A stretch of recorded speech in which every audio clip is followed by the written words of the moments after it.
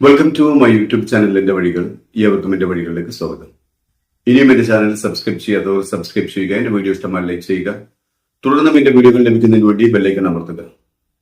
ഇസ്രായേലിലെ ടെല്ലവീവിലുള്ള ബെൻ ഗുറിയൻ അന്താരാഷ്ട്ര വിമാനത്താവളത്തിൽ ഹൂത്തികളുടെ മിസൈൽ പതിച്ചത് ഇസ്രായേലിനെ തെല്ലൊന്നുമല്ല അമ്പരിപ്പിച്ചതും നാണകെടുത്തിയതും. തീരെ പ്രതീക്ഷിക്കാതെയായിരുന്നു ബെൻ ഗുറിയൻ അന്താരാഷ്ട്ര വിമാനത്താവളത്തിൽ ഹൂത്തി മിസൈൽ നാശനഷ്ടങ്ങൾ വരുത്തിയത്. അത്രമാത്രം സുരക്ഷിത മേഖലയായി ഇസ്രായേൽ കണക്കാക്കുന്ന ഇടമായിരുന്നു അന്താരാഷ്ട്ര വിമാനത്താവളം. 4 തരം മിസൈൽ വേദ സംവിധാനങ്ങളാണ് ഇസ്രായേലിന്റെ രക്ഷക്കായി അവിടെ സ്ഥാപിച്ചിട്ടുള്ളത്. വ്യത്യസ്ത ഹൈറ്റുകളിൽ നിന്നും ശത്രു വിമാനങ്ങളെയും ആയുധങ്ങളെയും തകർക്കാൻ കഴിയുന്ന ആന്റി മിസൈൽ സംവിധാനങ്ങൾ. അവ ഓരോ ലെയറുകളിൽ നിന്നും ശത്രുവിനെ തുരത്താൻ സജ്ജമാക്കി വെച്ചിരുന്നത്. എന്നിട്ടും നിസ്സാരമായ ഹൂത്തികളുടെ ചീള് മിസൈലുകൾ ഇസ്രായേലിന്റെ മർമ്മത്ത് തന്നെ പതിച്ചു എന്ന് പറയുമ്പോൾ അതിനും വലിയ നാണക്കേട് ഇസ്രായേലിനും അമേരിക്കയ്ക്കും ഉണ്ടോ എന്ന് സംശയമാണ്. ഞാൻ ചീളെന്ന് വിശേഷിപ്പിച്ചത് ഇസ്രായേലിനെയും അമേരിക്കയെയും സംബന്ധിച്ച് ആണ്. അത് ഹൂത്തികൾക്ക് അത് വമ്പൻ മിസൈൽ തന്നെയാണ്. ഈ നാണക്കേടിൽ നിന്നും രക്ഷ നേടുന്നതിന് വേണ്ടി ഇപ്പോൾ ഇസ്രായേൽ പറയുന്നത്, ഞങ്ങൾ ഇറാനെ ശക്തമായി തിരിച്ചടിക്കും, ഹൂത്തികളുടെ ഈ ആക്രമണത്തിന് പകരമായി ഞങ്ങൾ ഇറാനെ ശക്തമായി തിരിച്ചടിക്കുമെന്നാണ്. ഇറാനാണ് ഹൂത്തികൾക്ക് എല്ലാവിധ സൗകര്യങ്ങളും സജ്ജീകരണങ്ങളും ചെയ്തു കൊടുക്കുന്നത് എന്നാണ് ഇസ്രായേലിന്റെ ഭാഷ്യം.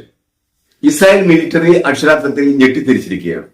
എങ്ങനെയാണ് ഇത്രയധികം പ്രതിരോധ സംവിധാനങ്ങളെ അതിജീവിച്ച് അവർക്കിടയിലൂടെ നുഴഞ്ഞു കയറി ഇസ്രായേലിന്റെ എയർപോർട്ടിൽ ഈ മിസൈൽ പതിച്ചതെന്ന് അവർക്ക് ആലോചിക്കാനേ കഴിയുന്നില്ല. സത്യത്തിൽ അതൊരു വല്ലാത്ത ഭയമാണ് അവർ ഉണ്ടാക്കിയിരിക്കുന്നത്, വല്ലാത്ത മരണഭയം. മരണത്തിൽ ഇത്രയധികം പേടിയുള്ള ജനത ഇസ്രായേലുകാരല്ലാതെ ലോകത്ത് മറ്റാരും ഉണ്ടാവുകയില്ല. യമന്റെ മിലിറ്ററി വക്താവ് പറഞ്ഞത്, യമൻ ഹൂത്തി സായുധ വിഭാഗത്തിന്റെ മിസൈൽ വിഭാഗം അവരുടെ ഹൈപ്പർസോണിക് മിസൈൽ കൃത്യമായി ഇസ്രായേലിന്റെ ബെൻഗുറിയൻ എയർപോർട്ടിനെ തകർത്തു എന്നാണ്. അതേസമയം എയർപോർട്ട് അധികാരികളും മിലിറ്ററിയും പറഞ്ഞത്, ഇസ്രായേൽ മിലിറ്ററിയും പറഞ്ഞത്, മിസൈൽ പതിച്ച സ്ഥലത്ത് വലിയൊരു ഗർത്തമുണ്ടായി എന്ന് ഒഴിച്ചാൽ എയർപോർട്ടിന്റെ കാര്യമായ നാശനഷ്ടങ്ങളൊന്നും തന്നെ സംഭവിച്ചിട്ടില്ല എന്നാണ്.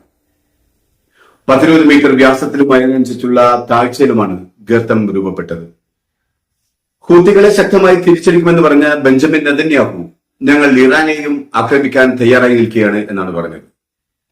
ഹൂത്തി ടെററിസ്റ്റുകളുടെ മാസ്റ്റർ ബ്രെയിൻ ഇറാനാണെന്നും അതിനാൽ ഇറാനെ ഞങ്ങൾ ഈ ആക്രമണത്തിന്റെ പശ്ചാത്തലത്തിൽ ശക്തമായി തിരിച്ചടിക്കുമെന്നാണ് ബെഞ്ചമിൻ നെതന്യാഹു പറഞ്ഞത്. സ്റ്റേറ്റ് ടിവിക്ക് നൽകിയ അഭിമുഖത്തിലാണ് ബെഞ്ചമിൻ നെതന്യാഹു ഇക്കാര്യം പറഞ്ഞത്.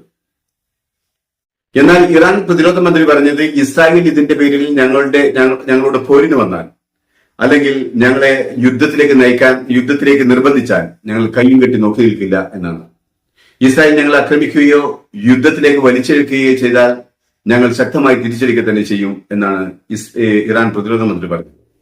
അത് ഇസ്രായേലിലേക്ക് 4 തൂറ്റിപ്പടക്കം എറിഞ്ഞുകൊണ്ട് അവസാനിപ്പിക്കുമെന്ന് കരുതണ്ട. അത് ഇസ്രായേലിന്റെയും അമേരിക്കയുടെയും മുഴുവൻ താല്പര്യങ്ങളും തകർക്കുന്നതിലായിരിക്കും അവസാനിക്കുക എന്നാണ്. മേഖലയിലുള്ള അമേരിക്കൻ ഇസ്രായേൽ മിലിറ്ററി ബേസുകൾ തകർക്കുന്നതിൽ ഞങ്ങൾ ഒരു നിയന്ത്രണവും കണക്കാക്കുകയില്ല എന്നാണ്. ഞങ്ങൾക്ക് ഞങ്ങളുടെ അയൽരാജ്യങ്ങളുമായി ശത്രുതയൊന്നുമില്ല, അവർ ഞങ്ങളുടെ സഹോദരങ്ങളാണ്. പക്ഷേ അവിടങ്ങളിലുള്ള അമേരിക്കൻ മിലിറ്ററി ബേസുകളും മറ്റ് സംവിധാനങ്ങളും അത് ഞങ്ങൾ കത്തിച്ചു കളയുക തന്നെ ചെയ്യും എന്നാണ് അദ്ദേഹം പറഞ്ഞത്. സത്യത്തിൽ ഇസ്രായേൽ ഭരണകൂടവും സുരക്ഷാ സേനയും ഞെട്ടി വിറങ്ങിരിച്ചിരിക്കുകയാണ്. ഒരു മുടിനാരിടക്കാണ് ബെൻഗുറിയൻ എയർപോർട്ടിന്റെ മെയിൻ ടവർ തകർച്ചയിൽ നിന്നും ഒഴിവായത്. ഇതുവരെയും ഇസ്രായേലികൾക്കൊരു അഹങ്കാരം ഉണ്ടായിരുന്നു. അത്ര കൃത്യമായൊന്നും ശത്രുക്കളുടെ മിസൈലുകളും മറ്റ് ആയുധങ്ങളും ഇസ്രായേലിൽ നാശനഷ്ടം ഉണ്ടാക്കുകയില്ലായിരുന്നു. ആ വിശ്വാസമാണ് ഇപ്പോൾ തകർന്നിരിക്കുന്നത്. അതേസമയം ഇസ്രായേൽ നരഭോജികൾ 10,000-കണക്കിന് റിസർവ് സേനയെയാണ് യുദ്ധമുന്നണിയിലേക്ക് കൂട്ടിച്ചേർക്കുന്നത്. ഇസ്രായേൽ പ്രധാനമന്ത്രി ബെഞ്ചമിൻ നെതന്യാഹു പറയുന്നത്, ഗസ യുദ്ധം തുടരുക തന്നെ ചെയ്യുമെന്നാണ്. അതുകൊണ്ട് തന്നെ ഗസയിലെ ആക്രമണം അയവില്ലാതെ നടക്കുകയാണ്. ഇന്നലെയും 30-ലധികം പലസ്തീനികളാണ് ഗസയിൽ കൊല്ലപ്പെട്ടത്. ഗസയിലെ സിവിൽ ഡിഫൻസ് വിഭാഗത്തെ പോലും രക്ഷാപ്രവർത്തനത്തിൽ നിന്നും തടഞ്ഞിരിക്കുകയാണ് ഇസ്രായേൽ സേന. ഗസൻ ആരോഗ്യ മന്ത്രാലയം പറയുന്നത് 3000-ലധികം കുട്ടികൾ പട്ടിണി കിടന്ന് മരണത്തോട് മല്ലടിക്കുകയാണ് എന്നാണ്. ഏത് നിമിഷവും ആ കുരുന്നുകൾ ഈ നശിച്ച ലോകത്തു നിന്നും യാത്ര പോകാമെന്നാണ്. പക്ഷെ അതുകൊണ്ടും തീരില്ല ഗസയിലെ ദുരിതവും പട്ടിണി മരണങ്ങളും. അത് നീണ്ടുകൊണ്ടേയിരിക്കും. ദയയും കരുണയുമില്ലാത്ത ലോകത്തിനു മുന്നിൽ ഗസൻ കുരുന്നുകളുടെ കരച്ചിലിന് യാതൊരു ഉപയോഗം ഉണ്ടായിരിക്കുകയില്ല.